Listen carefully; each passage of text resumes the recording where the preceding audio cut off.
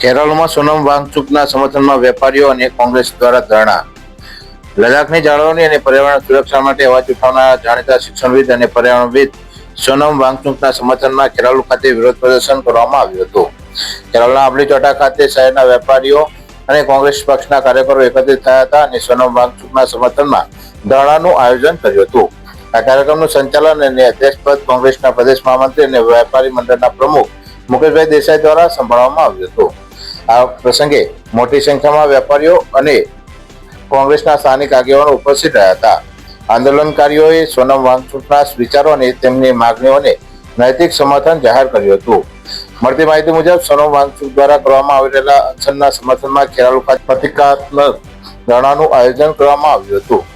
સ્થાનિક વેપારીઓ અને કોંગ્રેસના આગેવાનોએ સોનમ વાંગચુકના સંઘર્ષને આવકારી તેમને સંપૂર્ણ ટેકો આપવાની ખાતરી આપી હતી.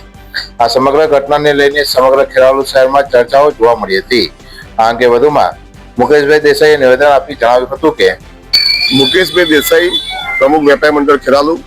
આજનો કાર્યક્રમ સોનમ વાંગચુક જે નીટની એક્ઝામ પેપર લીક થયું એના અનુસંધાને ધરણા કાર્યક્રમ ખેરાલુ. આજે સમગ્ર દેશમાં પાછલા 20-22 દિવસથી જે પ્રમાણે સંસદ ઉપર આજે કૂચનો કાર્યક્રમ આ દેશના મહાન વૈજ્ઞાનિક સોનમ વાંગચુક સરે આપેલ છે, એની સાથે જે પ્રમાણે 20-22 દિવસથી અમરનાથ ઉપવાસ બેઠા હતા જંતર મંતર ઉપર, અને એ અમરનાથ ઉપવાસ હતા ત્યારે ગઈકાલે રાત્રે અચાનક પોલીસ આગળ તાટકી અને એમને કોર્ડન કરી દે ઉઠાઈ ગયા ખોટી રીતે હોસ્પિટલ ભરતી કરવા નામે.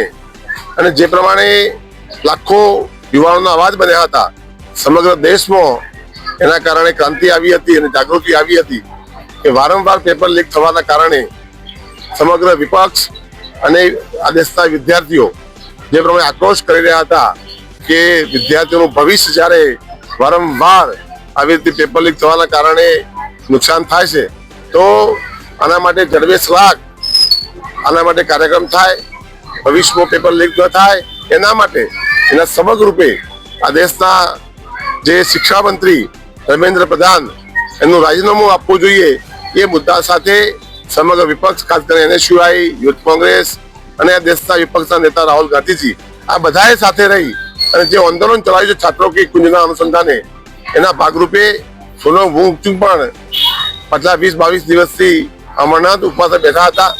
અને એ આંદોલન તોડી પાડવા માટે સરકારે જે પ્રમાણે દમનકાર કરી અને કાલે એમને ઉઠાવી લીધા છે, તો એના કારણે આખા દેશમાં જે યુવાનો આક્રોશ છે.